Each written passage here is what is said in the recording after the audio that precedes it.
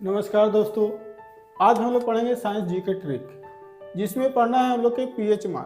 PH मान क्या होता है, पीएच का फुल फॉर्म क्या होता है। तो पी का मतलब होता है पोटेंशियल और एच का मतलब होता है हाइड्रोजन, यानी पोटेंशियल ऑफ हाइड्रोजन। तो सबसे पहले जानेंगे पीएच स्केल का खोज किसने किया था। पीएच स्केल का खोज कौन किया था? तो इसका खोज जो किया था सोरेनसन ने किया था। कौन किया था? सोरेनसन ने। कब किया था? तो 1909 ईस्वी में किया था। पीएच स्केल होता क्या है? जिस तरह से हम लोग किसी का तापमान नापते हैं तो टेम्परेचर जब नापते हैं तो थर्मामीटर से नापते हैं। जब किसी सामान जैसे चीनी को तौलते हैं तो बटखारा से तौलते हैं। उसी तरह से हम लोग का यौगिक का, यानी कि कोई यौगिक का जब हम लोग उसका पीएच मान जानते हैं तो इसके लिए पीएच स्केल का खोज सोरेनसन ने किया था। और पीएच स्केल में जो मान होता है 1 से लेकर 14 तक होता है। अगर जिसका मान 7 से कम होता है वो अम्लीय होता है। वो क्या होता है? अम्लीय होता है। और जिसका मान 7 से अधिक होता है वह क्षारीय होता है। और जिसका मान 7 पूरा रहता है वह उदासीन रहता है। तो आज हम लोग जानेंगे कि अम्ल का पीएच मान क्या होता है। तो अम्ल का जो पीएच मान होता है वह 7 से कम होता है। 7 से क्या होता है? कम होता है। क्षार का पीएच मान 7 से अधिक होता है। 7 से क्या होता है? अधिक होता है। और उदासीन का पीएच मान कितना होता है? पूरा 7 रहता है। उसको हम क्या बोलते हैं? उदासीन। अब हम लोग थोड़ा सा ट्रिक जानेंगे कि जल और नमक का पीएच मान क्या होता है। बच्चे बार भूल जाते हैं, तो उसको याद रखने के लिए याद रखना है कि अगर जल हम हफ्ता में 7 दिन, हफ्ता में कितना दिन होता है? 7 दिन होता है।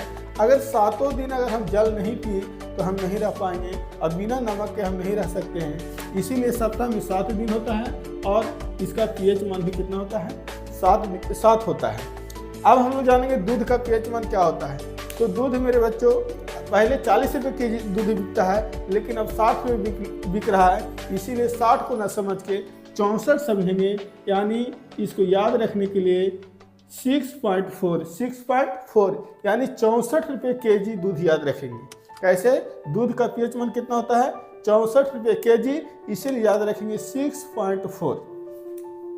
समुद्र का पीएच मान कितना होता है? 5.8 होता है। यानी समुद्र का पीएच मान को याद रखने के लिए ट्रिक के माध्यम से कैसे जानेंगे कि समुद्र में जो जल जो आता है सुबह 5 बजे आता है और शाम को 8 बजे आता है समुद्र पानी। इसीलिए इसको याद रखेंगे 5.8।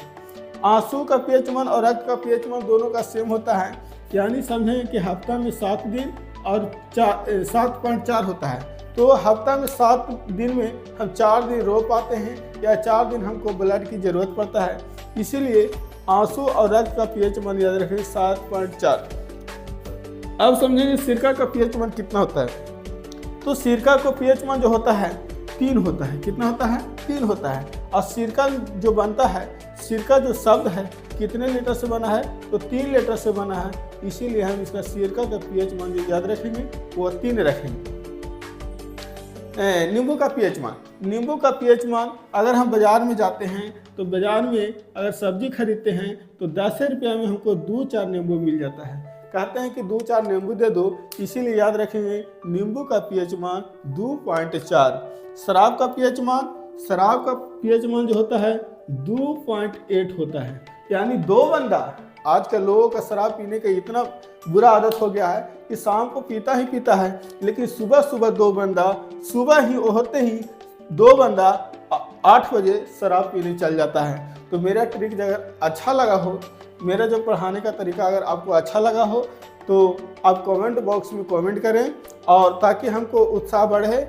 और ऐसा वीडियो आप लोग को हम अपलोड करेंगे मेरे चैनल पर, ताकि आप कुछ मेरे वीडियो के माध्यम से, मेरे चैनल के माध्यम से आप सीखें। थैंक यू, धन्यवाद।